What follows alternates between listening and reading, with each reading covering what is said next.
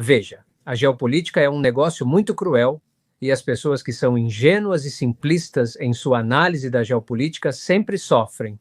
Apesar disso, algumas das regras da geopolítica também são bastante evidentes. Todas as grandes potências, incluindo os Estados Unidos da América, sempre priorizarão seus próprios interesses. Não sacrificará seus interesses nem mesmo pelos melhores amigos, incluindo os europeus.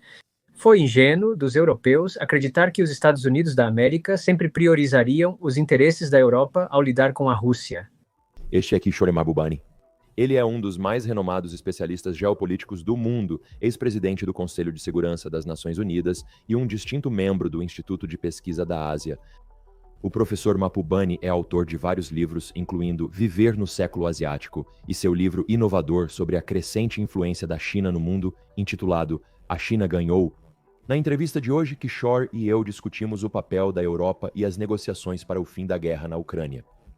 Com o aumento das tensões, líderes europeus estão à margem, sem voz clara nas negociações Estados Unidos da América, Rússia.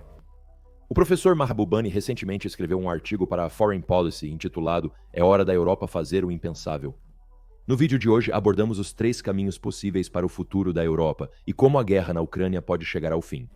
Mais tarde em nossa entrevista, mudei o foco para a China e pedi ao professor para compartilhar, como singapuriano, seus pensamentos sobre como a China está expandindo sua influência globalmente. Discutimos os recentes avanços da China em inteligência artificial e energia renovável e perguntei ao professor diretamente se a China venceu, como sugere o título de seu livro. Por fim, concluímos o debate discutindo o que o professor Mahbubani considera a questão mais perigosa do mundo, o futuro de Taiwan. Confie em mim, você vai querer ouvir cada minuto da conversa de hoje. Assista até o fim, pois o professor Mahbubani revela sua estratégia exata sobre como os países ocidentais devem lidar com a China. Senhoras e senhores, é uma grande honra receber no estúdio o professor Kishore Mahbubani. Kishore, agradecemos por estar conosco hoje. Estamos ansiosos para a discussão. O prazer é meu. Obrigado por me receberem. Com certeza. Professor Mahbubani, quero começar discutindo o maior conflito geopolítico que está acontecendo no mundo agora, é claro, a guerra entre Rússia e Ucrânia. Poderíamos discutir longamente sobre os fatores que desencadearam essa guerra. Muitos apontam a expansão da OTAN e o Putin como causas. Recentemente você fez um comentário interessante dizendo que a ausência de pragmatismo na cultura europeia é um grande fator. Poderia explicar mais sobre isso? Sim. Quero dizer, a tragédia sobre a guerra na Ucrânia é que essa guerra era eminentemente evitável. Foi um acidente que não precisava ter acontecido e a razão pela qual aconteceu é porque os europeus se tornaram geopoliticamente incompetentes. E digo isso com alguma confiança porque a pessoa que me deu essa percepção foi Henry Kissinger. Eu tive uma conversa individual com ele cerca de um ano antes dele falecer, em outubro de 2022.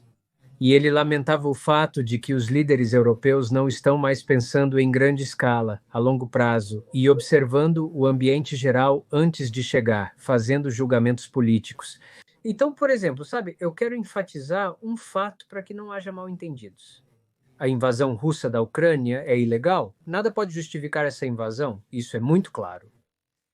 Mas, ao mesmo tempo, essa invasão poderia ter sido evitada se os europeus tivessem demonstrado qualquer tipo de competência geopolítica e reconhecido que, já que eles têm que conviver com a Rússia pelos próximos 100, talvez 1000 anos, eles deveriam considerar as preocupações de segurança da Rússia, especialmente se ela se sentir ameaçada por algumas de suas ações.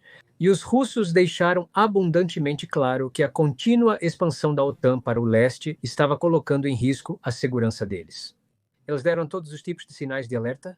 E você sabe, estudiosos americanos como John Mearsheimer e Jeff Sachs realmente forneceram muitos dados que mostram que esses avisos eram muito, muito claros. E é muito intrigante que os líderes europeus escolheram ignorar esses avisos e continuaram a pressionar pela expansão da OTAN. E eu acho, é claro que agora, como você sabe, os europeus estão pagando um preço muito alto por sua incompetência geopolítica, porque a única lição da história, e isso remonta a 2000 anos, nunca coloque todos os seus ovos geopolíticos em uma única cesta. Os europeus colocaram todos os seus ovos geopolíticos em uma cesta chamada Estados Unidos da América, presumindo que os Estados Unidos da América sempre, sabe, de uma forma ou de outra, protegeriam os interesses europeus, mesmo sacrificando os interesses americanos. Essa foi uma suposição geopolítica absurda, pois as grandes potências sempre priorizarão seus próprios interesses. Então, de certa forma, o que Donald Trump está fazendo agora é se comportar como um líder de uma grande potência lógica, enquanto os europeus têm se comportado como líderes incompetentes por não considerarem as piores opções quando apoiaram entusiasticamente a expansão da OTAN. Sim, essa é uma percepção muito boa. Então você acha que com, sabe, a mudança de Donald Trump agora, e realmente, né, sabe, mudando 180 graus da administração anterior, você diria que isso é mais ele agindo no melhor interesse dos Estados Unidos e, como você disse, agindo como uma superpotência? Essa jogada de Donald Trump era realmente esperada? Infelizmente, você vê na geopolítica é um negócio muito cruel. E as pessoas que são ingênuas e simplistas em sua análise da geopolítica sempre sofrem. Ao mesmo tempo, algumas regras da geopolítica são bem claras. Todas as grandes potências, incluindo os Estados Unidos da América, sempre priorizarão seus próprios interesses. Nunca sacrificará seus interesses por nem mesmo os melhores amigos, incluindo seus amigos europeus. Foi muito ingênuo por parte dos europeus acreditar que os Estados Unidos sempre colocariam os interesses europeus em primeiro lugar ao lidar com a Rússia. Por que os Estados Unidos deveriam fazer isso? Os Estados Unidos possuem interesses próprios e buscam agora estabelecer um novo relacionamento com a Rússia. Isso poderia ter sido previsto há algum tempo. E então eu acho que é importante para os europeus se recostarem, refletirem e se perguntarem por que fomos tão ingênuos?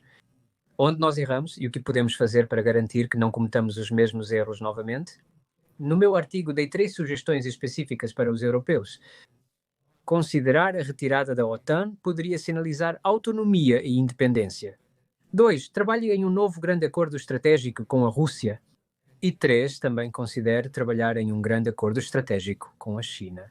Portanto, haja de acordo com o seu próprio interesse, não no de outra grande potência. Absolutamente, eu adoro isso. E no artigo a que você está se referindo, vamos colocar um link na descrição. Foi um artigo publicado na Foreign Policy intitulado "É hora da Europa fazer o impensável".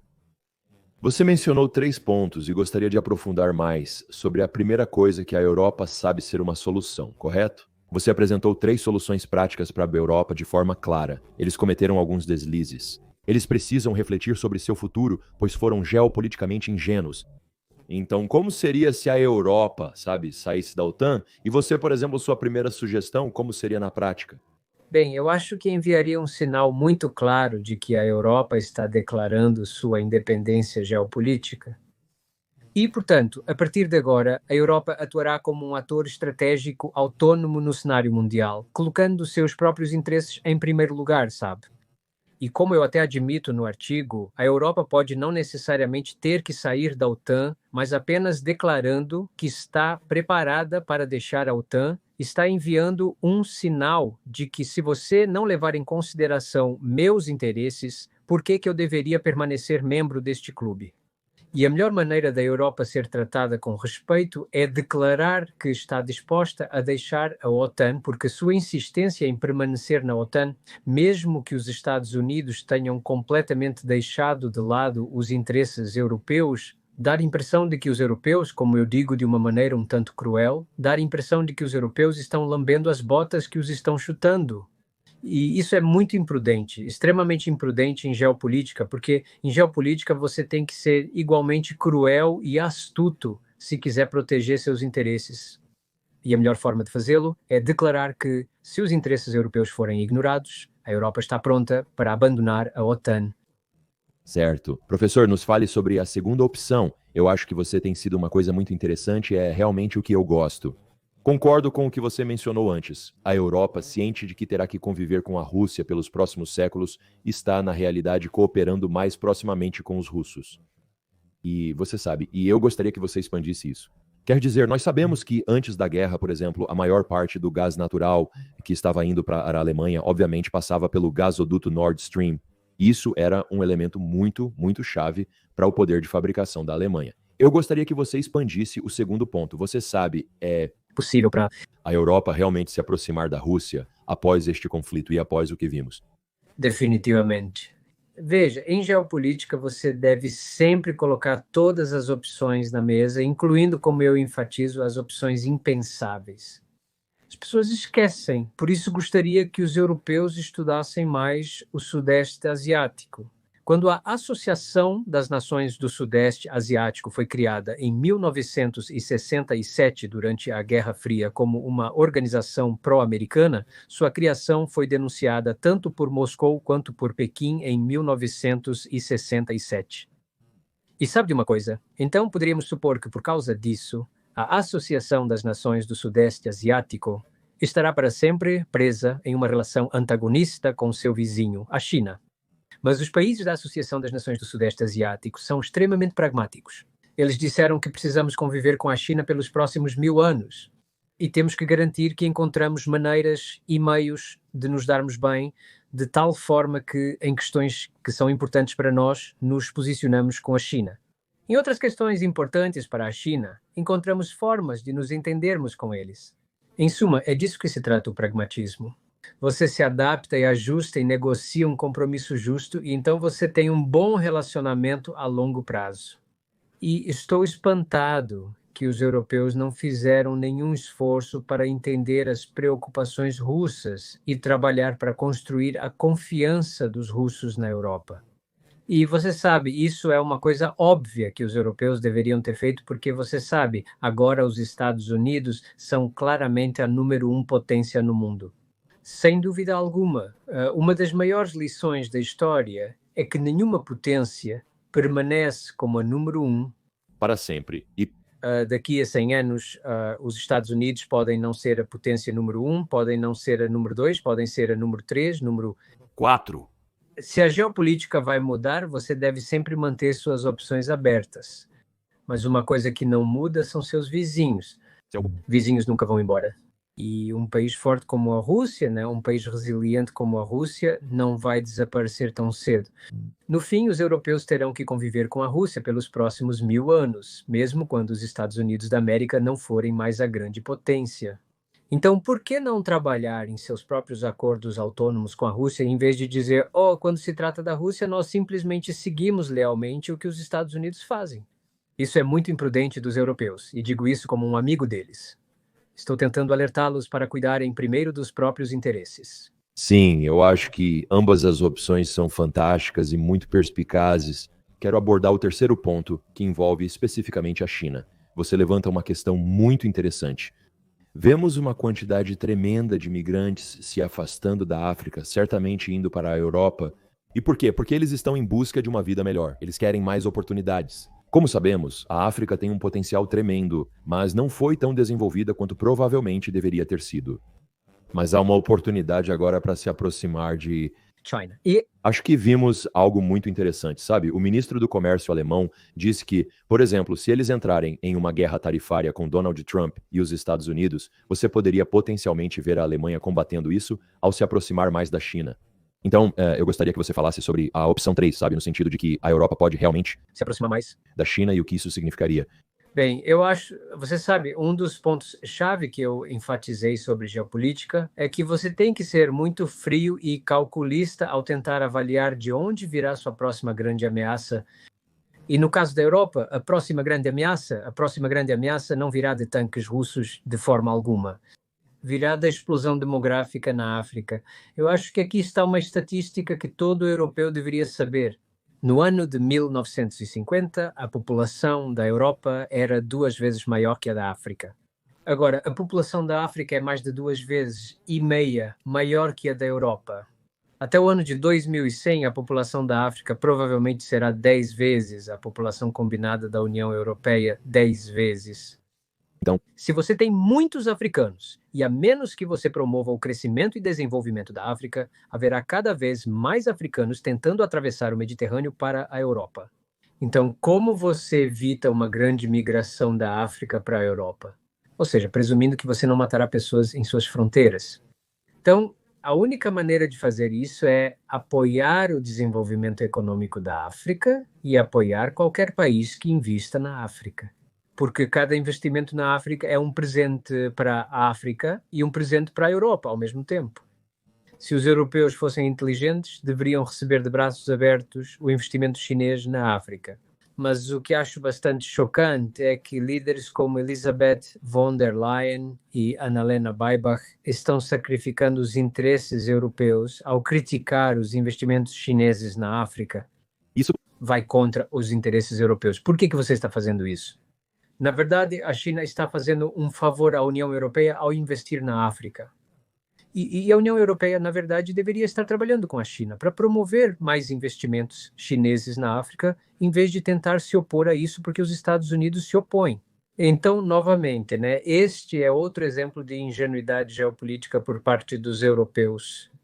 Então, isso é algo que eu espero que os europeus levem a sério.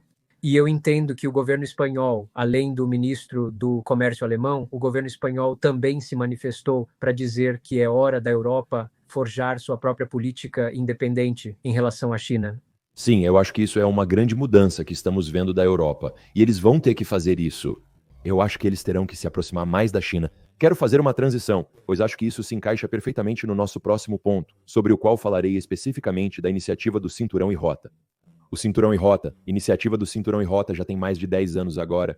Trilhões de dólares foram investidos pela China, com mais de 150 países inscritos na iniciativa, um número impressionante considerando que existem 193 nações no mundo. Gostaria de saber sua opinião sobre a iniciativa do Cinturão e Rota em geral. Foi bem sucedido? Como você, sendo singapurense, enxerga o futuro considerando os investimentos da China não só na sua região, mas em todo o mundo? Eles têm uma presença massiva agora. Compartilhe seus pensamentos, por favor. Bem, eu acho que você está absolutamente certo. É bastante notável que mais de 150 países se inscreveram para participar de projetos afiliados à Iniciativa do Cinturão e Rota ou Iniciativa do Cinturão e Rota. E a razão pela qual isso é notável é que a administração Biden realmente foi de porta em porta para cada país do mundo e disse: não se junte à Iniciativa do Cinturão e Rota. Não se junte à Iniciativa do Cinturão e Rota. Não se junte à Iniciativa do Cinturão e Rota. E, sabe, então os países têm que escolher entre seguir o conselho da administração Biden ou se juntar à Iniciativa do Cinturão e Rota. E a maioria dos países do mundo diz que a Iniciativa do Cinturão e Rota vai me dar a oportunidade de melhorar a infraestrutura do meu país, melhorar as ligações comerciais do meu país. Por que eu deveria dizer não a isso, certo? Só porque os Estados Unidos me pediram para dizer não a isso. Portanto, foi muito imprudente dos Estados Unidos tentar persuadir os países a não aderirem à Iniciativa do Cinturão e Rota. O fato de 150 países terem aderido mostra que a campanha americana contra a Iniciativa do Cinturão e Rota essencialmente falhou. Agora, é claro, alguns países se recusaram a aderir à Iniciativa do Cinturão e Rota e eles têm esse direito. O Japão, por exemplo, não aderiu.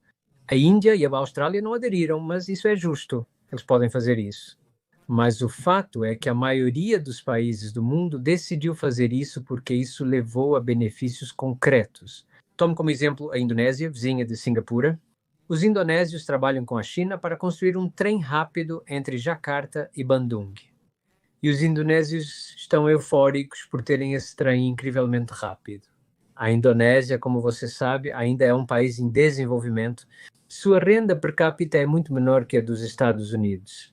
Agora, a Indonésia possui um trem muito mais veloz que os Estados Unidos da América, trem chamado Sush, se não me engano. Enganado. Sabe? Então é notável.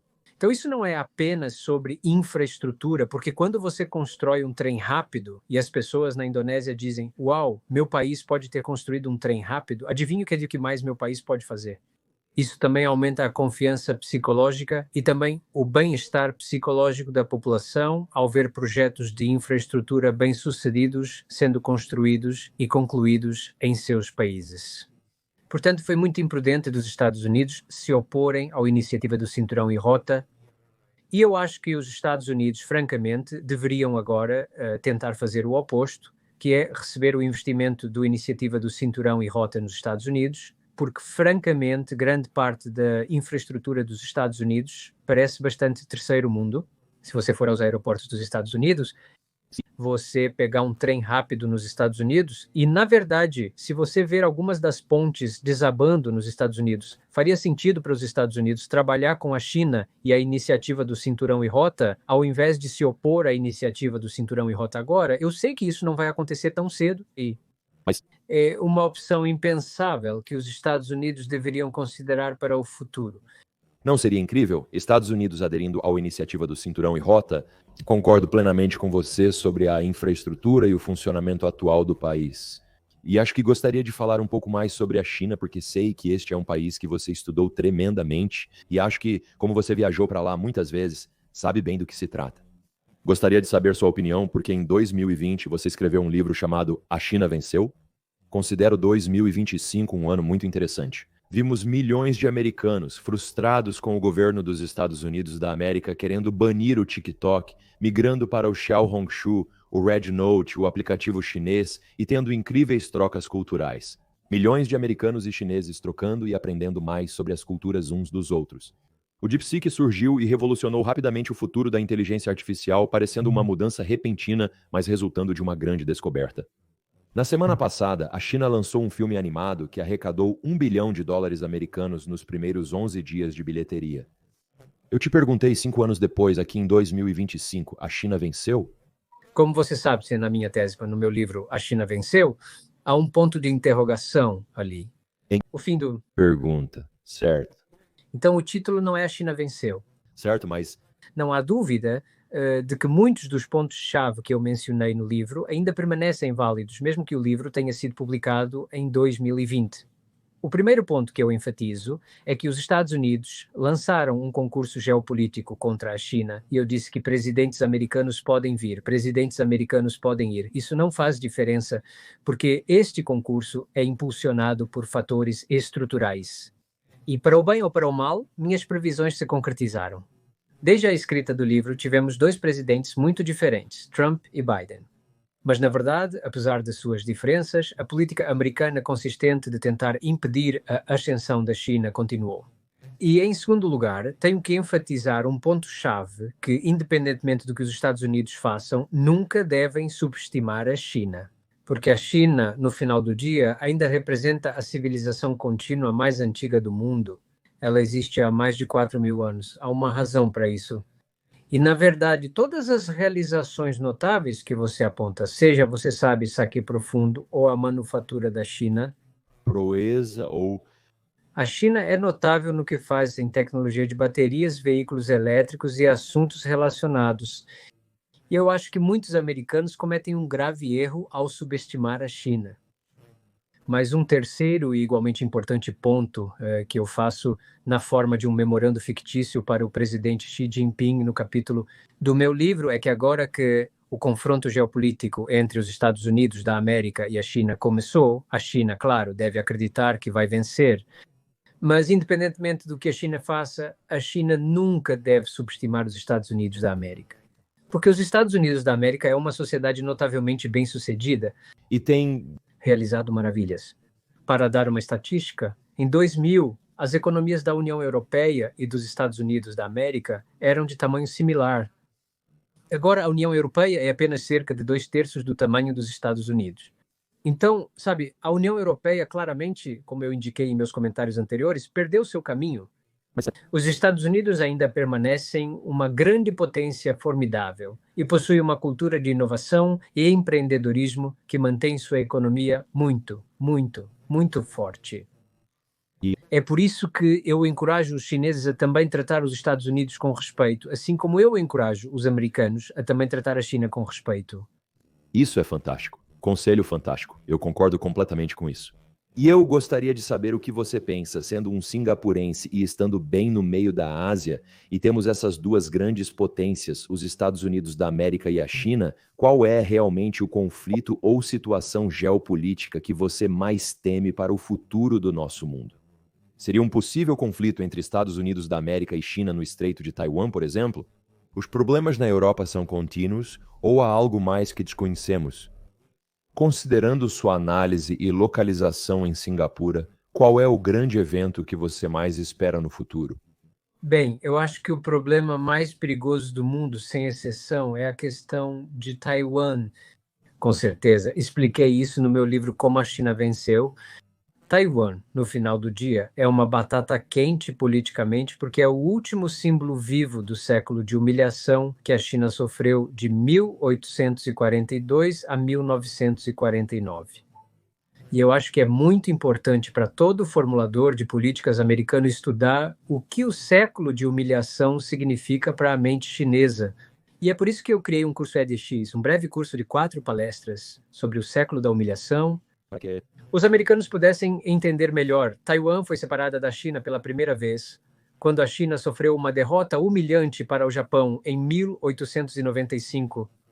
E, do ponto de vista chinês, até que Taiwan seja reunificada, o século de humilhação não terminou. Encerrado. E Por isso, é necessário gerenciar a questão taiwanesa com muito cuidado. Agora, isso não significa que Taiwan deva ser devolvido à China amanhã à noite. Na verdade, a melhor maneira de preservar a paz no Estreito de Taiwan é não mudar o status quo. Como parte do status quo, é crucial notar que ambos os países alegam estar representando a China, né? Então, Taiwan se declara como a República da China. E seria mais sábio para Taiwan continuar a se chamar República da China e continuar a reivindicar toda a China, porque isso reafirma o fato de que Taiwan e China são um só país. mas Se Taiwan declarar independência, então pode forçar a China a declarar guerra a Taiwan, o que seria muito, muito perigoso. E ao mesmo tempo, mesmo que os taiwaneses fizessem isso, eles se encontrariam completamente isolados no mundo. Porque enquanto o passaporte da República da China é agora aceito em mais de 150 países no mundo, qualquer passaporte emitido pela República de Taiwan será reconhecido por apenas um punhado de países no mundo. Portanto, os taiwaneses se isolarão caso alterem o status quo. Portanto, a coisa mais sábia a fazer sobre a questão de Taiwan é deixar o status quo o máximo possível e não mudá-lo. E foi aqui que eu pensei de vez em quando, algumas das coisas que a administração Biden fez foram um pouco perigosas. Como, por exemplo, quando Joe Biden deu uma garantia de segurança absoluta para Taiwan e sem quaisquer qualificações. E isso foi perigoso porque a ambiguidade estratégica impediu os taiwaneses de declararem independência. Porém, ao dar uma garantia de segurança absoluta a Taiwan, você também está dizendo para que declarem independência, tendo seu apoio. E isso é uma coisa muito imprudente que a administração Biden fez. Agradeço pela análise especializada. É um ponto muito relevante. Acho que muitas pessoas não pensaram no fato de que a República da China, Taiwan, atualmente, eles reivindicam toda a China. Eles também reivindicam a China continental. Isso reafirma a política de uma única China. Se Taiwan declarasse independência, poucos países reconheceriam. Isso é muito interessante. Ponto que acho que muitos não compreendem. Professor Mahbubani, uma última pergunta. Em nosso canal do YouTube, trazemos especialistas para falar sobre a China, com o objetivo de ajudar mais pessoas a entendê-la. Acredito que muitos ocidentais não foram expostos e não têm conhecimento sobre a China. Sei que você viajou muito para lá. Você estudou a China por muitos anos. Qual é uma coisa que você gostaria que o mundo soubesse sobre o país que seria útil no futuro? Acho que uma coisa que todos no mundo, especialmente todo americano deveria entender é que a China representa a civilização contínua mais antiga do mundo. E por que a China sobreviveu por tanto tempo? Porque ela demonstrou ser a civilização mais resiliente? E o motivo para isso é que há muita sabedoria no corpo político chinês sobre como gerir seus assuntos internamente e como gerir seus assuntos com seus vizinhos. Então, claramente, eu acho que é importante para todos nós que lidamos com a China tratar disso com base no respeito. E os americanos, especialmente, deveriam parar de despejar desprezo sobre a China, deveriam parar de demonizar a China, deveriam parar de falar da China em termos tão insultuosos. E você sabe, eu gostaria que os americanos fossem ao redor do mundo e ouvissem como outros países falam sobre a China, e eles descobrirão que a grande maioria dos países do mundo trata a China com muito respeito. E eu diria que isso é uma coisa que os americanos deveriam aprender a fazer, tratar a China com grande respeito, mesmo quando discordam dela, e encontrar maneiras e meios de se dar bem com a China. Porque no final do dia a China existe há 4.000 anos. Ela estará por aqui por mais 4.000 anos. Os americanos devem recordar que os Estados Unidos existem há apenas 250 anos. Ainda é uma criança na história mundial, e uma criança na história mundial deve mostrar respeito pela civilização mais longa e contínua da humanidade. Essas são palavras tão poderosas, professor, e elas concluem perfeitamente nossa conversa de hoje. Agradeço muito pelo seu tempo e gostaria que você compartilhasse com todos como acompanhar seu trabalho. Adoraríamos continuar seguindo você. Sei que podemos seguir você no Twitter e em outros lugares. Há mais alguma coisa que devemos saber? Bem, felizmente tenho links ativos no Twitter, no Facebook, no LinkedIn, e também tem um site chamado www.mamubani.net e também uma página no Substack. Então acho que você pode me seguir. Mas o que eu realmente descobri, para minha total surpresa, É. que vídeos de todas as minhas entrevistas parecem estar circulando amplamente sem qualquer intervenção da minha parte. E eu não entendo como eles estão circulando ou quem está circulando eles. Mas estou mesmo assim feliz que, por exemplo, minha palestra na Universidade de Harvard Sobre o que... acontece quando a China se torna número 1, agora foi vista mais de 4 milhões de vezes. Livro O Século XXI, Asiático, que é um livro de acesso aberto gratuito, foi baixado mais de 3 milhões e 900 mil vezes. E tudo isso é... Acontecendo sem nenhum esforço da minha parte. E então, para todos vocês que estão divulgando meu trabalho por conta própria, quero agradecer muito a todos vocês. Ah, fantástico. Bem, professor, você tem insights tão incríveis. Adoramos ouvir você falar e seus insights. Obrigado por compartilhar sua mensagem. Agradecemos por tudo que você faz pelo mundo. Garantiremos que os links estejam na descrição. Por favor, deixe um comentário abaixo. Como o professor disse, vamos continuar circulando essa conversa. Obrigado a todos pelo seu apoio contínuo na divulgação dessa mensagem. Nos vemos na próxima entrevista. Agradecemos, como sempre, pelo seu incrível apoio. Sou grato por convidar convidados como o professor Mapubani no canal para nos ajudar a compreender a geopolítica em rápida mudança. Se você gostou da discussão de hoje, certifique-se de se inscrever na minha newsletter de geopolítica para se manter atualizado sobre os últimos desenvolvimentos ao redor do mundo. Deixarei o link abaixo. Confira também nossas outras entrevistas clicando aqui para o próximo vídeo. Obrigado pelo apoio de todos. Aguardo ansioso para vê-los em breve em um novo vídeo.